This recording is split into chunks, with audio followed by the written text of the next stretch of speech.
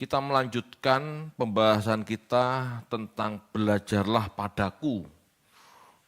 Ku di sana Yesus, ya.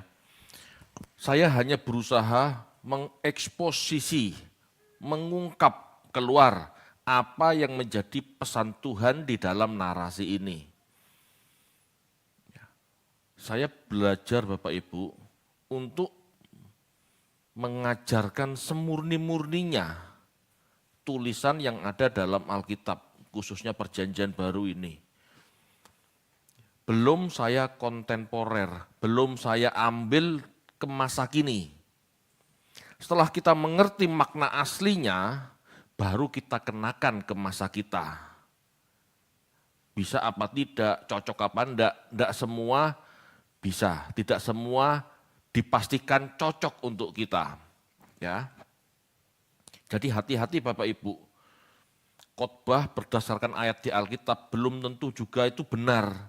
Kenapa?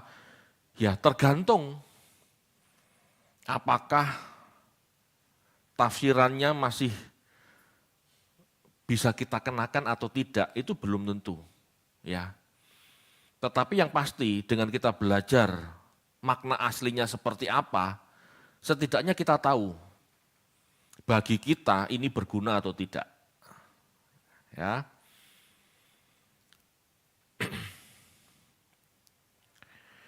Kita akan baca ulang meskipun enggak semua. Matius 11 ayat 25 sampai dengan 30. Baik, saya bacakan Matius 11 ayat yang ke-25 sampai yang ke-30. Perikopnya tentang ajakan juru selamat. Pada waktu itu berkatalah Yesus, "Aku bersyukur kepadamu Bapa, Tuhan langit dan bumi, karena semuanya itu Engkau sembunyikan bagi orang bijak dan orang pandai, tetapi Engkau nyatakan kepada orang kecil. Ya Bapa, itulah yang berkenan kepadamu. Semua telah diserahkan kepadaku oleh Bapakku, dan tidak seorang pun mengenal anak selain Bapa, dan tidak seorang pun mengenal Bapa selain anak, dan orang yang kepadanya anak itu berkenan menyatakannya. Marilah kepadaku semua yang letih lesu dan berbeban berat, aku akan memberikan kelegaan kepadamu. Pikulah kuk yang kupasang dan belajarlah kepadaku, karena aku lemah lembut dan rendah hati, dan jiwamu akan mendapat ketenangan. Sebab kuk yang kupasang itu enak dan bebanku pun ringan." Ya, terima kasih. Bapak Ibu, Yesus mengajak orang-orang Yahudi saat itu untuk belajar kepadanya, untuk mendengar ajarannya, untuk menghidupi ajarannya. Tetapi orang Yahudi saat itu menolak ajaran Yesus, menolak ajakan Yesus.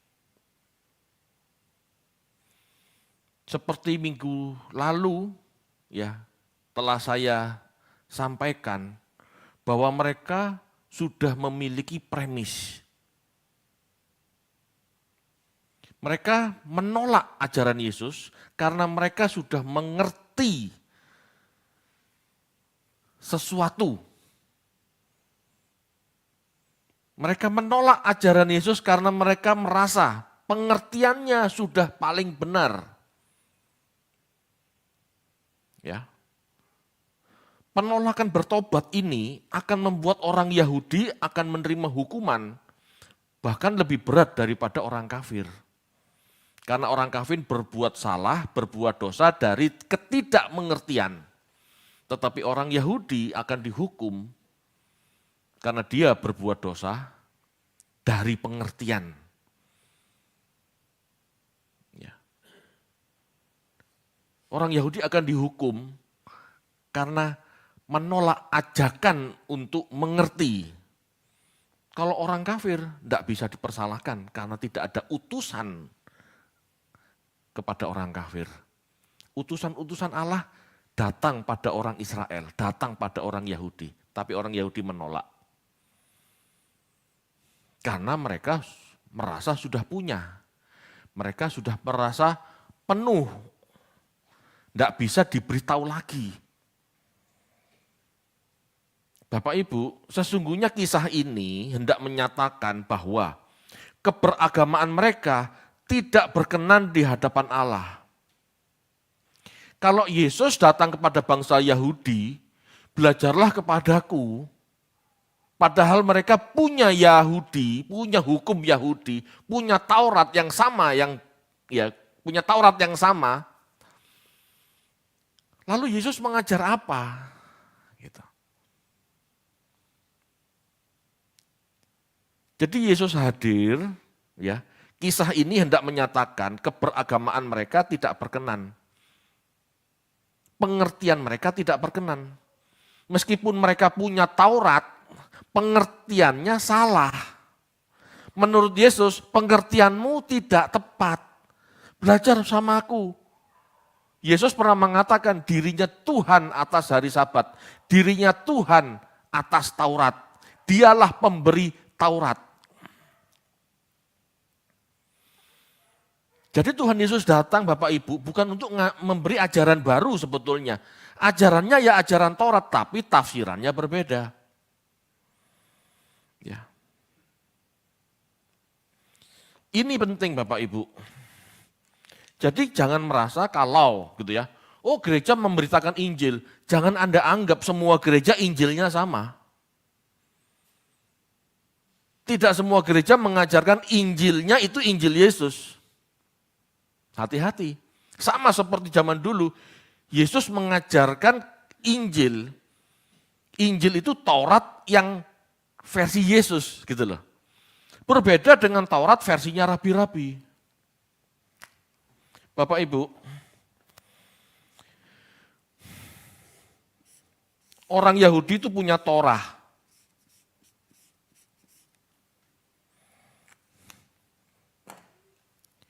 Yesus mengajarkan Torah versinya yang disebut Injil. Ya, kabar baik. Injil.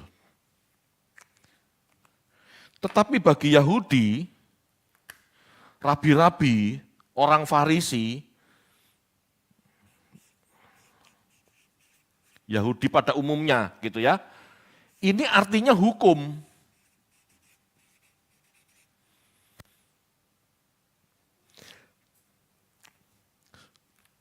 Jadi begini Bapak Ibu.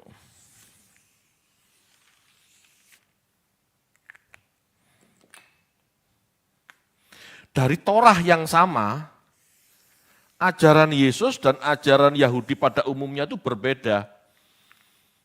Enggak sama persis. Yahudi memahami Torah sebagai hukum, Yesus memahami Torah sebagai kabar baik, pencerahan, pengertian. Asal katanya ini kan or. Torah, asal kata Torah itu or, yang berarti iluminasi, yang artinya pencerahan, yang artinya pengertian. Jadi Yesus memberi pengertian, gitu. Bagi orang Yahudi umumnya, Torah ini bermakna hukum, legal, sifatnya kaku. Kaku, rumit dan kaku. Ya, ini harus dipahami. Saya bukan anti Yahudi, tetapi pengertian Kristen bukan seperti Yahudi. Pengertian Yahudi adalah hukum. Pengertian Kristen adalah pengertian, hikmat, pencerahan. Apa yang Allah kehendaki, itu Injil.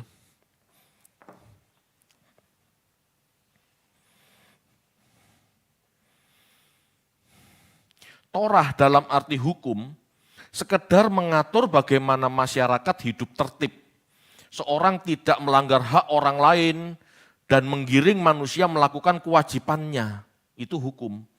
Hukum bukan untuk membentuk kesadaran pribadi dan mengembangkan pengertian tentang kasih dalam diri seseorang. Tidak. Hukum itu tertib Hukum itu hidup bermasyarakat dengan tertib, tidak mengganggu hak orang lain. Itu hukum. Sifatnya memaksa, kamu melanggar, kamu potong tangan. Kamu melanggar, kamu dirajam. Hukum sifatnya begitu. Ada ritual-ritual keseharian, cara berkorban bagaimana, cara berdamai dengan Tuhan bagaimana. Kalau kamu salah melakukannya, ya kamu berarti gagal berdamai dengan Tuhan. Kaku. Ya. Sesungguhnya Bapak Ibu, kisah Yesus ini, kisah di Matius 11 ini adalah kritik terhadap sistem beragama saat itu. Di mana ketaatan pada hukum sekedar tampilan jasmaniah atau kemasan luar seperti kuburan. Yesus pernah ngomong, Yesus pernah mengatakan, kamu itu seperti kuburan, luarnya tok bagus. Kelihatannya beribadah, kelihatannya menyembah dengan segala macam ritualmu yang ribet itu. Tapi dalamnya kosong, dalamnya busuk, dalamnya enggak berguna. Itu kritik Yesus.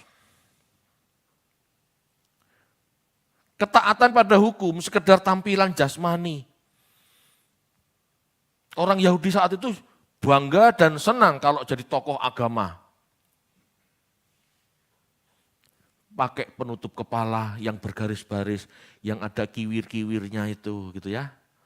Wah, ini tokoh agama, bangga mereka. Sama seperti kebanggaan orang Kristen kalau pakai jas dan pelayanan. Nah, sama. Merasa someone gitu ya. Kan enggak penting sebetulnya itu ya. Tetapi mereka seperti itu Bapak Ibu. Mereka tidak sampai pada perubahan batin dalam beragama. Mereka tidak sampai pada perubahan pikiran yang benar. Mereka melakukannya secara rutinitas, ritualnya sempurna, tetapi tidak menyentuh batin, tidak ada perubahan. Halo, itu yang dikritik oleh Yesus. Yesus mengajak Bapak Ibu, setiap orang berubah batin atau pikirannya dengan pengertian. Ya. Bukan sekedar tampilannya. Orang yang mau benar bukan merubah tampilannya, tapi harus merubah batinnya. Kalau Yahudi, hukum sekedar tampilannya, tidak menyentuh batin. Kebalik sama Yesus, Yesus dari batin keluar. Dari batin, dari pikiran yang diubah, keluar menjadi sesuatu yang baik, menjadi sebuah yang indah di mata sesama. Apa yang indah tampilannya belum tentu dalamnya baik. Tetapi apa yang indah di dalamnya, luarnya tampak indah. Yesus tidak mau manusia sekedar jadi casing. Yesus tidak mau. Yesus ingin setiap manusia berbuah dari dalam hatinya. Merubah pola pikirnya. Jadi Bapak Ibu sebetulnya kisah ini adalah kritik Tuhan atas keberagamaan yang kaku. Jadi kalau orang Kristen sekarang hari-hari ini semakin kaku beragama, gak sama seperti yang Tuhan ajarkan. Kalau gak baptisnya salah, gak selamat.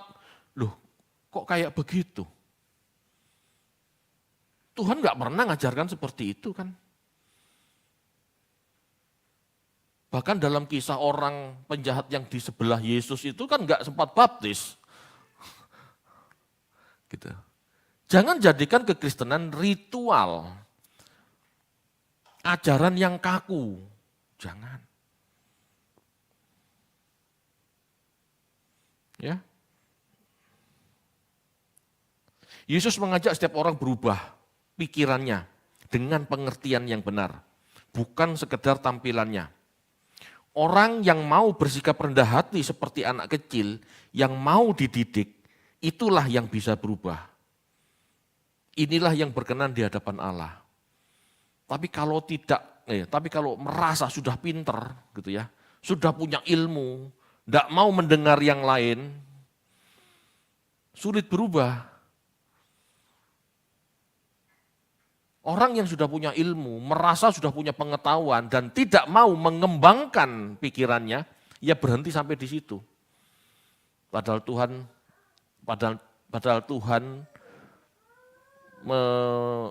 memberi petunjuk kepada kita, meminta kepada kita supaya kita sempurna. Sempurna itu artinya teleos, ya. Sempurna itu teleos, artinya dewasa. Semakin dewasa sampai titik maksimal dewasa. Pengertiannya terus berkembang, progres sampai titik yang terbaik. Itu. Nah kalau nggak mau berubah, merasa cukup, akhirnya orang nggak bisa berubah lagi. Fanatik sama satu pengajar, fanatik sama satu aliran, fanatik sama satu denominasi. Orang itu nggak bisa mengerti lagi, nggak bisa belajar lagi, nggak mau menyerap lagi karena dia merasa miliknya sudah paling baik. Tetapi kalau kita merasa seperti anak kecil yang belum punya isi, yang belum punya premis gitu ya, aku kepingin tahu, siapa tahu ini lebih benar. Ini sikap hati yang benar yang Allah kehendaki. Sehingga setiap orang semakin baik, semakin sempurna. Jadi kita tidak boleh Bapak Ibu kaku seperti orang Yahudi. Tidak mau dididik, tidak mau diajar karena sudah punya Torah versinya. Loh, Yesus mengajarkan Torah juga kan sebetulnya, tetapi dengan versi yang lain. Kenapa kamu gak mau dengar? Karena merasa sudah benar, sudah pinter. Gitu. Bapak Ibu, Yesus mengatakan, ya, semua telah diserahkan kepadaku oleh Bapakku, dan tidak seorang pun mengenal anak selain Bapa, dan tidak seorang pun mengenal Bapa selain anak, dan orang yang kepadanya anak itu berkenan menyatakannya. Bapak Ibu, Yesus menyatakan bahwa segala sesuatu telah diserahkan Bapa kepadanya. Segala sesuatu di sini berhubungan dengan pengenalan akan Allah. Pengenalan akan Allah yang benar telah diserahkan pada Yesus, bukan pada para nabi loh. Hanya Yesus yang bisa menyatakan Allah yang benar seperti apa.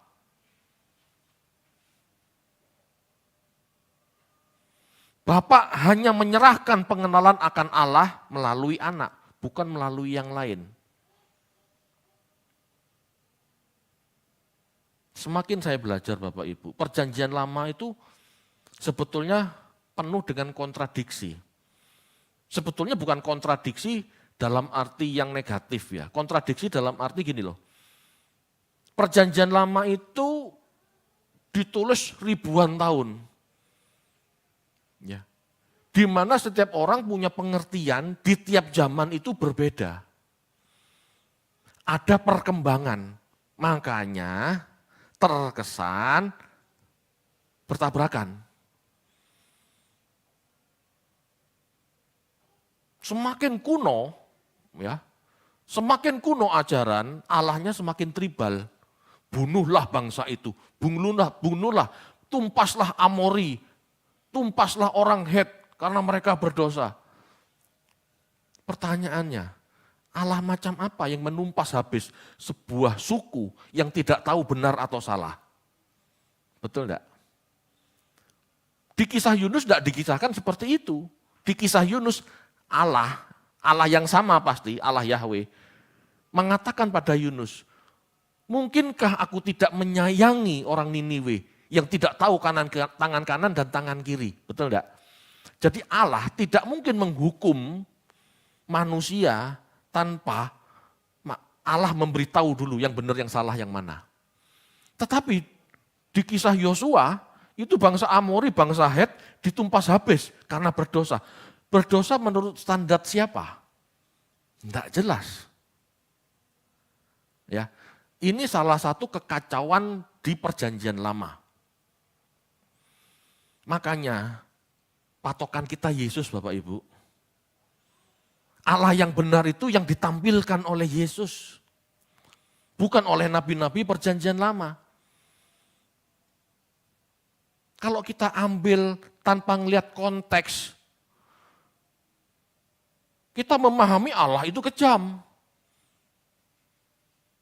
Yang seolah-olah menghalalkan darah manusia untuk ditumpas tanpa alasan yang benar, alasan yang jelas. Kan enggak seperti itu. Ya. Orang harus bisa memahami sebuah narasi dengan benar. Bapak menyerahkan pengenalan akan Allah yang benar melalui anak. Tidak seorang pun mengenal Allah tanpa Yesus menyatakan hidupnya. Orang tidak akan mengenal Allah yang benar kalau dia tidak mengenal Yesus dan bergaul dengan Yesus. Loh, kalau kita kan tidak ada Yesus sudah Pak, iya baca Injil. Kalau kita tidak bisa menghayati hidup Yesus melalui bacaan kita di perjanjian baru atau di Injil, kita tidak mengenal Allah dengan benar. Karena Allah menyatakan diri melalui anak. Tidak seorang pun mengenal Bapa jika Yesus tidak dikenalinya.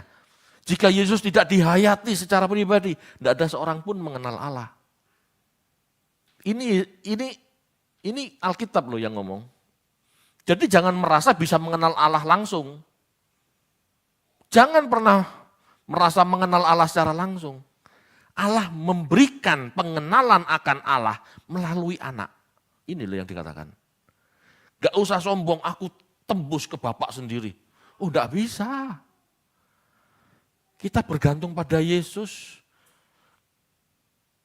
Kita bergantung pada darahnya, dalam arti penebusan, kita bergantung pada karakternya untuk memahami sifat Allah. Tidak bisa langsung kepada Bapak, Bapak tidak kelihatan, Bapak itu misteri. Kalau Bapak itu bisa ditembus langsung dengan pengertian kita, Yesus gak perlu hadir. Ini loh yang ngomong Alkitab. Tidak seorang pun mengenal tidak seorang pun mengenal Bapak tanpa anak. Sebaliknya, tidak seorang pun mengenal anak tanpa Bapak. Demikian pula anak hanya dikenali secara utuh oleh Bapak. Manusia tidak mampu mengenal anak seutuhnya. Hanya selama hidup di bumi. Kita mengenal Yesus sebagai anak Allah, ya selama dia jadi manusia. Ini jawaban. Mengapa praeksistensi Yesus kita tidak pernah pahami? Ya karena memang kita nggak tahu dan tidak diizinkan tahu. Allah yang tahu praeksistensi Yesus. Kita tidak pernah tahu. Kita tahunya selama Yesus hidup kita tahu. Tapi sebelum dia lahir dan setelah dia naik ke surga, kita tidak pernah tahu. Hanya Allah yang tahu. Yesus pun terbatas kita memahaminya. Manusia tidak mampu mengenal anak seutuhnya. Hanya selama Yesus hidup di bumi. Bahkan orang Yahudi tidak mengenalinya. Makanya dia ditolak. Gitu ya. Bapak Ibu, ini penting, ini statement penting. Supaya kita jangan jadi bagian orang Yahudi yang menolak Yesus. Sebagai anak Allah yang menyatakan dirinya.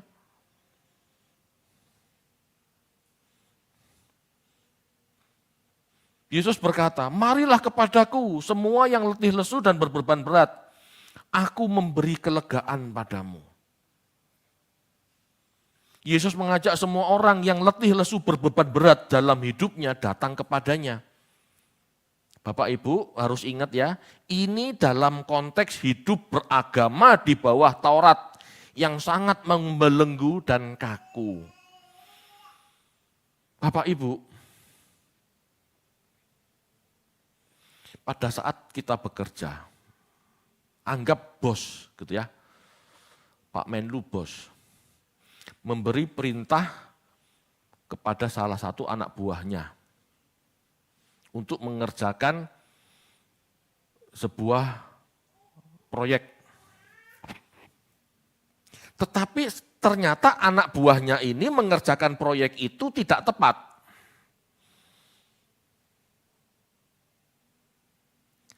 harus diperbaiki, betul enggak? Bagaimana caranya memperbaiki? Dia mengutus orang yang mengerti untuk memperbaiki, betul? Begitulah Yesus.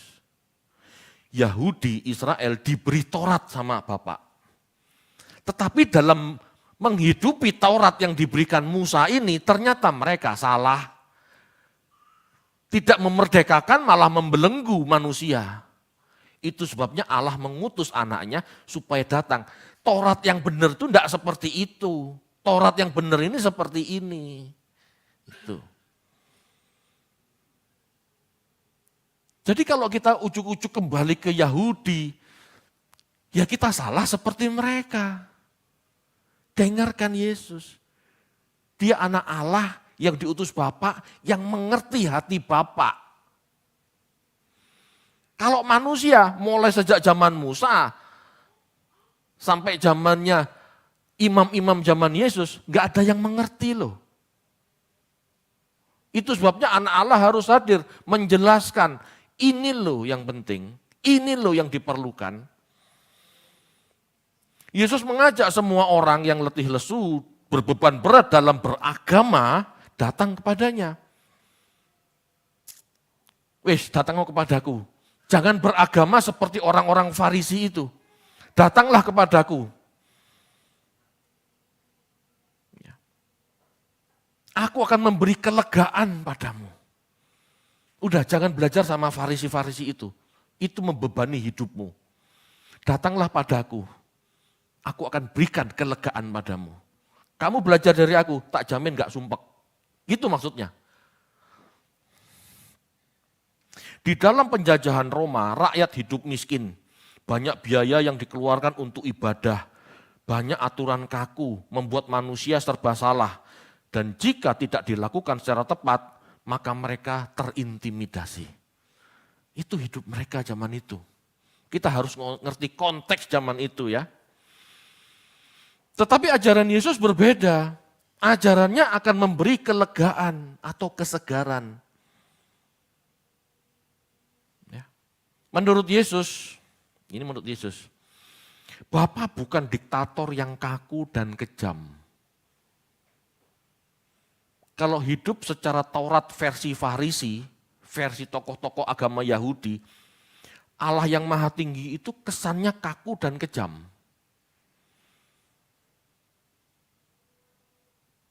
Salah dikit, hukum. Salah ini, hukumannya itu. Selalu seperti itu. Salah melakukan ritual, nggak sah hukumnya, istilahnya begitu.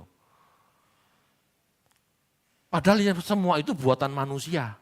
Agama itu buatan manusia, adat istiadat manusia. Allah tidak seperti itu. Menurut Yesus, Bapa itu seperti ayah yang mendidik anaknya. Halo?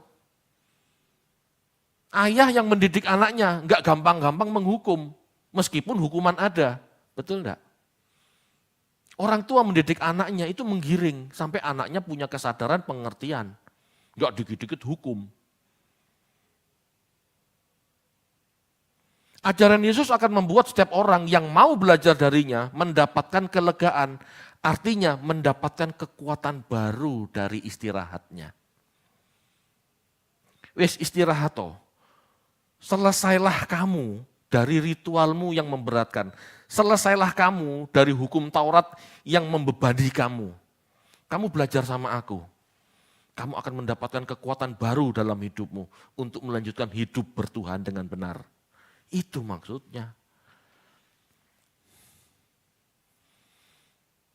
Setiap orang yang mengikut Yesus akan mendapatkan perhentian dari segala tuntutan hukum Taurat yang memaksa dari luar. Tetapi orang yang belajar dari Yesus akan mengerjakan kebenaran dari dalam hatinya.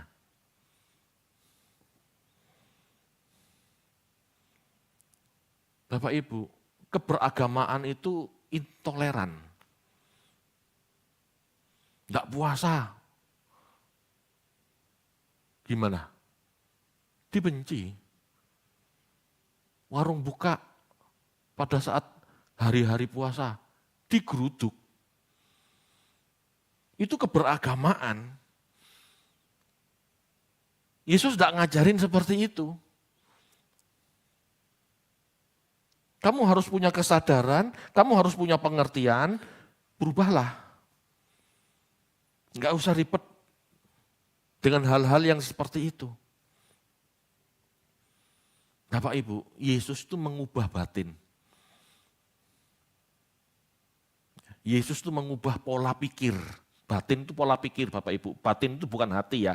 Hati, jantung itu pompanya darah. Lever itu saringan. Tidak pernah untuk berpikir. Jadi berpikir itu semua fungsinya di otak. Merubah batin, mengubah pola pikir. Halo.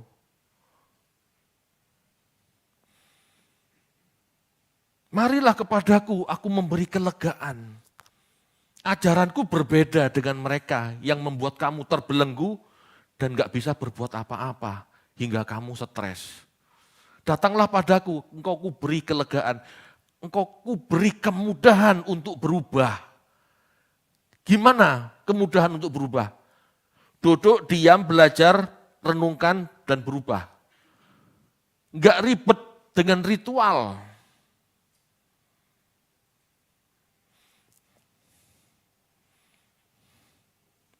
Pikulah kuk yang kupasang. Yesus kemudian berkata ya, pikulah kuk yang kupasang. Belajarlah kepadaku karena aku lemah lembut dan rendah hati. Dan jiwamu mendapatkan ketenangan. Sebab kuk yang kupasang itu enak, bebanku pun ringan. Dulu saya bingung, kuk kok enak? Sebetulnya kuk itu tidak ada yang enak, namanya kuk itu kan belenggu. Kuk itu seperti sapi dikasih kayu, apa namanya? Ya kuk. Sapi mau membajak sawah supaya bisa diarahkan, itu diberi kuk. Itu kayu di atas lehernya dulu kuk. Ya. Yesus sebagai rabi mengatakan pada pendengarnya saat itu, yang orang Yahudi itu, pikulah kuk yang kupasang. Bisa diartikan untuk mengikuti ajarannya dan belajar darinya agar mendapatkan ketenangan rohani. Kalau kuk orang Yahudi itu membebani kamu. Harus begini, harus begitu, sahabat gak boleh begini, sahabat gak boleh begitu. Tidak seperti itu. Kehendak Tuhan gak seperti itu. Belajarlah kepadaku, tak kasih kuk yang enak dan ringan. Loh. Yesus ngajak Bapak Ibu, setiap orang yang percaya padanya, untuk bertuhan dengan senang hati, dengan gembira, dengan tidak berat. Itu maksudnya. Bapak Ibu, kuk selalu dipahami sebagai metafora dari memikul beban, menerima beban. Yesus mengatakan, dia tidak mengajar seperti umumnya para rabi dan orang Farisi yang memberi beban berat dan kaku atau mempersulit. Agama itu mempersulit Bapak Ibu. Harus begini, harus begitu. Makanya di gereja ini Bapak Ibu, saya nggak pernah menekankan ritual kan. Anda mau asar ya monggo, Anda mau duduk di dalam ya silahkan, nggak ngotot kan. Mau ada pujian, ada yang mau main musik silahkan, nggak ada ya nggak masalah. Ada yang nyumbang alat musik monggo, nggak ada nggak masalah. Ini loh maksud saya. Yang penting Anda duduk di sini, dengarkan firman, berubah. Itu yang penting. Selama Anda tidak berat jadi aster, ya silahkan. Selama Anda tidak berat jadi singer, jadi tim musik, monggo. Tapi jangan memberatkan loh. Itu tidak penting sama sekali. Yang penting perubahan hidup Anda. Amin Bapak Ibu. Kita baca yuk, Matius 23 ayat 4.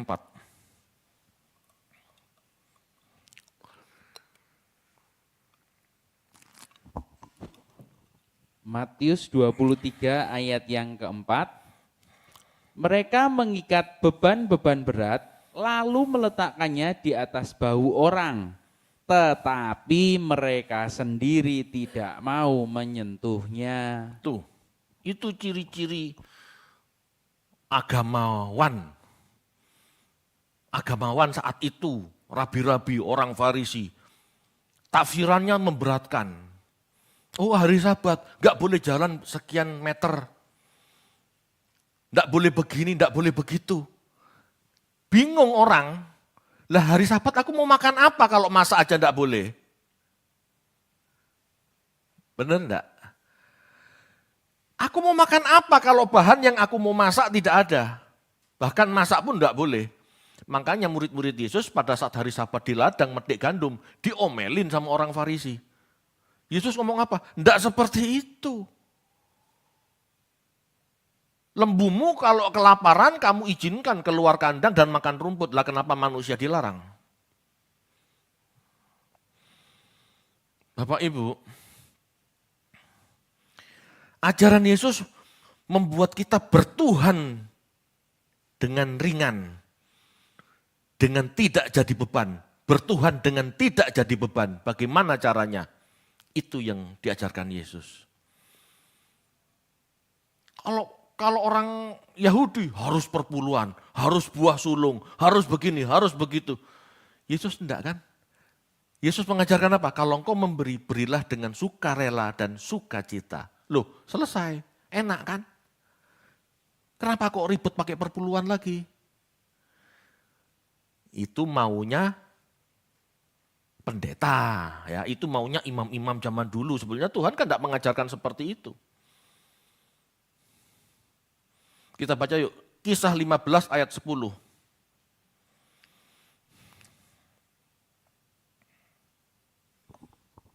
Kisah para Rasul ayat yang ke-15 ayat yang ke-10. Kalau demikian, mengapa kamu mau mencobai Allah dengan meletakkan pada tengkuk murid-murid itu suatu kuk yang tidak dapat dipikul baik oleh nenek moyang kita maupun oleh kita sendiri? Jelas? Ajaran para imam, ajaran orang-orang Farisi, para rabi, itu memberatkan orang-orang Yahudi sendiri. Baik nenek moyang mereka maupun orang-orang Yahudi di zaman Yesus.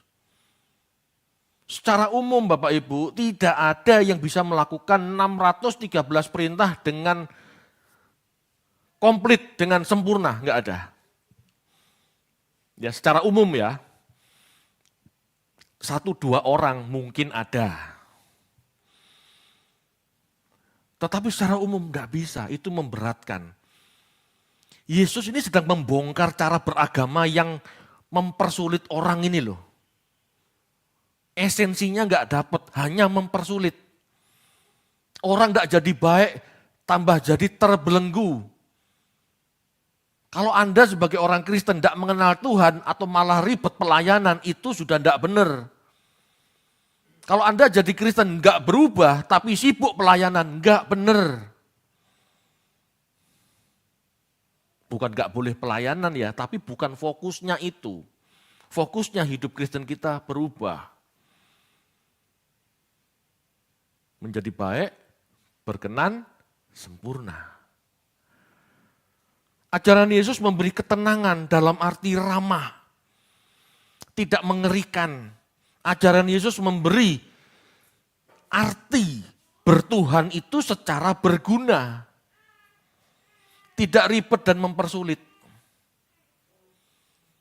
Buat apa Bapak Ibu kita melakukan ritual tapi nggak ada gunanya?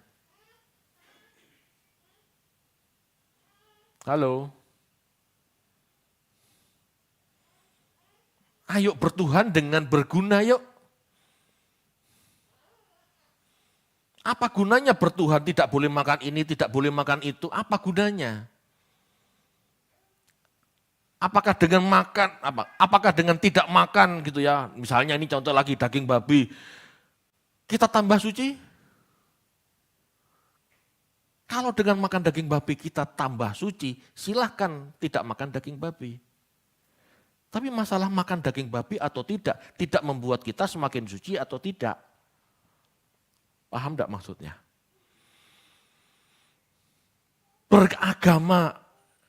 Bertuhan itu yang penting berubah pikiran. Bukan malah jadi beragama yang mempersalahkan agama lain, yang saling sikut-sikutan antar denominasi, kan gak berguna. Bapak Ibu, Yesus mengajak setiap orang belajar darinya, karena dia sebagai guru rela diperlakukan tidak adil. Dia sebagai guru tidak meninggikan diri. Belajarlah padaku karena aku rendah hati. Maksudnya apa? Belajarlah padaku. Karena aku, sikapku, keputusanku rela diperlakukan tidak adil. Kalau orang Farisi gak suka diperlakukan tidak adil.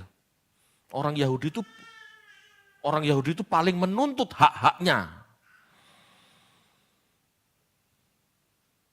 Orang Yahudi itu paling fanatik dalam beragama. Itu sebabnya Kekaisaran Roma memberikan keleluasaan kepada orang Yahudi untuk beribadah. Kan orang Yahudi tidak diberi keleluasaan untuk ibadah, dia paling ribet, ruwet, berontak akhirnya. Itu.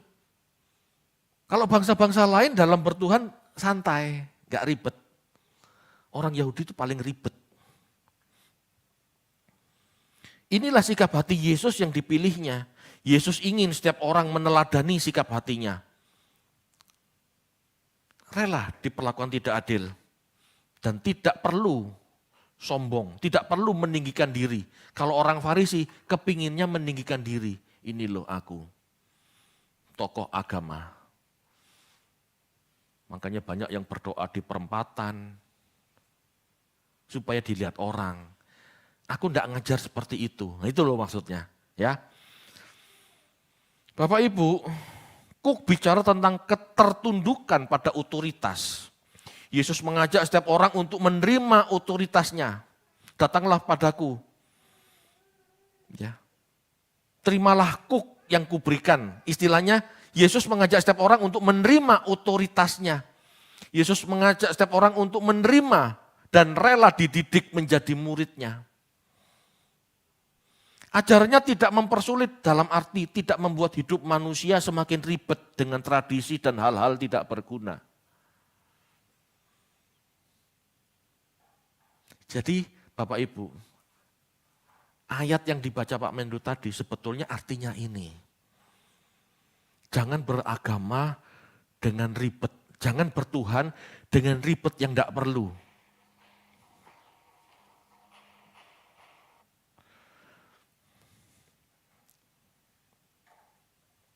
Jangan ribet yang tidak perlu.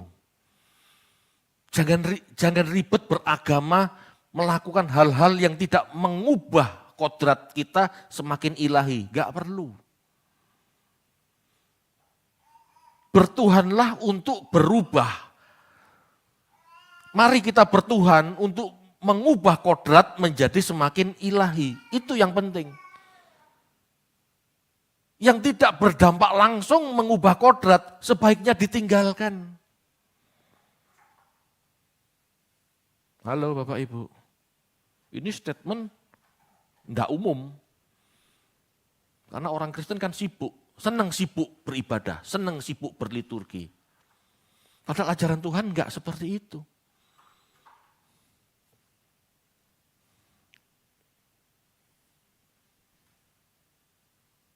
Bapak Ibu, seringkali kita berpikir bahwa ajaran yang harafiah mempersulit manusia seperti agama adalah ajaran yang benar. Enggak loh. Beragama itu Pak harus begini, doanya harus begitu, puasanya harus begini, menyanyinya harus begitu. Tidak ada ajaran Tuhan itu. Tuhan mengajar kamu dengarkan khotbahku, terimalah dan berubahlah oleh pembaruan budimu. Selesai. Itu Bapak Ibu. Jangan tergantung sama liturgi. Sekali lagi saya tidak anti liturgi, tetapi jangan tergantung. Jangan sibuk, jangan heboh. Ya. Saat ini Bapak Ibu, ya saat ini kita tidak memikul kuk atau beban agamawi seperti saat itu. Namun bukan berarti saat ini kita tidak memikul beban atau kuk. Beban atau kuk kita saat ini adalah keinginan mata, daging, dan keangkuhan hidup. Materialisme, hedonisme yang telah dianggap wajar. Bahkan menjadi cita-cita setiap orang. Malah orang Kristen lebih semangat, berletih lesu, mengimani hal-hal yang tidak Yesus ajarkan. Benar enggak? Zaman dulu orang Yahudi dibebani hidup beragama. Tuhan memberikan ajaran yang ringan supaya manusia berubah. Tak ajari ajaran yang ringan, tapi kamu berubah. Enggak perlu berat-berat, tapi enggak ada gunanya berubah. Kalau sekarang beda. Sekarang kita malah mempersulit diri yang kita anggap wajar. Di zaman dulu ajaran agama memberatkan dengan ritual dan aturannya. Ajaran Yesus meringankan karena fokus dengan berubah menjadi saleh. Ya, jelas ya tadi ya. Di zaman sekarang ajaran Yesus yang ringan itu karena fokus dengan kesalehan berubah menjadi terasa berat. Sebab manusia zaman sekarang terlalu banyak keinginan dan merasa keinginan yang materialis itu hal wajar. Kita kan sering dengar, ajaran Yesus itu berat, sangat berat. Sebetulnya di zaman dulu enggak berat. Karena orang memang mau jadi saleh itu bagaimana caranya. Kalau di zaman sekarang berat, sebetulnya ajaran Yesus juga enggak berat. Yang membuat berat itu karena kita tuh kebanyakan keinginan. Ngerti maksudnya ya? Ajaran Yesus enggak berat Bapak Ibu. Ajaran Yesus itu mengajarkan kita yang penting ada makanan, pakaian cukup. Loh beratnya apa? Yesus mengajarkan hidup sederhana. Beratnya di mana? Yesus mengajarkan jangan banyak keinginan. Loh beratnya apa? Tetapi masalahnya manusia modern sudah berubah, sudah terkontaminasi. Halo, ini yang membuat orang Kristen merasa ajaran Yesus berat. Sebetulnya tidak pernah berat. Kalau orang memang niatnya saleh, berbagi itu gampang. Tetapi orang Kristen, seperti kebanyakan orang dunia, egonya semakin meningkat. Self-centernya semakin menguat. Ini yang membuat ajaran Yesus tampak berat. Sebetulnya tidak berat. Kita diajar untuk melepaskan kok. Tapi karena kita terbiasa menarik, mengikat, memeluk, memiliki, maka melepas itu semakin sulit.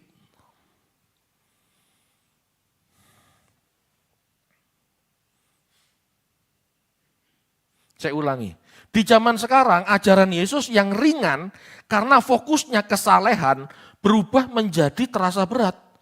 Sebab manusia zaman sekarang terlalu banyak keinginan dan merasa keinginannya itu hal-hal wajar. Loh. Punya mobil wajar. Punya rumah mewah wajar. Itu sebabnya ajaran Yesus yang mengajar hiduplah sederhana. Semakin sulit. Kenapa? Karena umumnya orang punya mobil Pak. Umumnya orang punya rumah mewah Pak. Halo, bisa dipahami enggak? Ajaran Yesus enggak begitu. Contoh nih. Banyak pendeta menormalisasi keinginan. Betul enggak? Banyak pendeta menormalisasi keinginan dengan berkata, beranilah bermimpi seperti Yusuf. Betul? Anda tahu Yusuf? Yusuf punya mimpi kan sebelum jadi Perdana Menteri Mesir, betul? Banyak kan pendeta begitu? Beranilah memiliki mimpi. Bermimpilah seperti Yusuf. Betul? Anda pernah dengar khotbah-khotbah seperti itu? Dengan mimpi itu Yusuf menjadi wakil Fir'aun.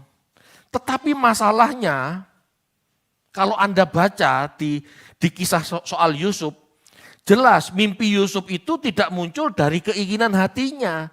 Mimpi Yusuf menjadi Perdana Menterinya Mesir, itu Tuhan yang tanam dalam tidurnya, bukan dibuat. Halo? Tapi pendeta sekarang, beranilah bermimpi, bermimpilah setinggi langit. Itu ajaran siapa? Mimpilah, erami, perkatakan. Siapa yang ngajari seperti itu? Yesus tidak pernah ngajarin seperti itu. Yusuf itu mimpi pada saat tidur itu dari Allah, bukan dibuat-buat mimpinya. Bukan keinginan daging kita mimpinya. Mimpi Yusuf itu dari Tuhan yang ditanam dalam tidurnya. Sangat kacau jika pendeta menyuruh umatnya menciptakan mimpi dari keinginannya sendiri. Ini tidak berbeda dengan keinginan daging. Bapak Ibu, banyak gereja yang mewajarkan beban yang tidak semestinya. Banyak gereja yang mewajarkan beban yang seharusnya tidak perlu. Halo? Ajaran Yesus gampang kok. Fokus pada kesalehan. Kerja dengan rajin, berapapun hasilnya ucapkan syukur. Enggak harus punya mobil, enggak harus punya rumah. Bukan dilarang punya mobil, bukan dilarang punya rumah ya. Tetapi kalau itu menjadi ambisimu dan kamu akhirnya merasa tidak diberkati hanya karena enggak punya rumah, enggak punya mobil, kamu salah. Kamu merasa dikutuk Tuhan karena kamu tidak diberkati, itu salah. Tidak seperti itu maksudnya. Halo? Ajaran Tuhan itu ringan Bapak Ibu. Yang membuat berat ya daging kita yang banyak keinginan itu. Amin. Itu kalau mau ditarik ke zaman sekarang itu. Jadi ajaran Tuhan itu ringan Bapak Ibu. Tergantung kita mau enggak. Ya enggak enak gitu Pak, lah itu kan berat. Ya enggak enak kalau gitu Pak ajaran Yesus Pak, enggak bisa sukses karir, enggak bisa punya jabatan tinggi, enggak bisa punya rumah mewah. Halo? Bukan enggak boleh punya gitu ya, kalau memang bisa beli silahkan, tetapi jangan jangan mengejar, jangan nguber, sehingga kamu letih, lesu, berbeban berat dengan hal-hal fisik, dengan hal-hal jasmani, dengan hal-hal materi. Kamu stres gara-gara hal materi itu rugi. Itu bukan fokusnya Tuhan. Amin. Itu maksudnya. Kalau ditarik ke zaman kita.